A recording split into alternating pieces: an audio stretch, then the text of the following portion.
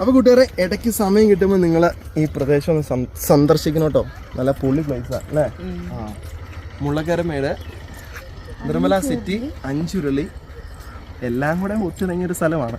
Correct പേരെന്നാളിയാ?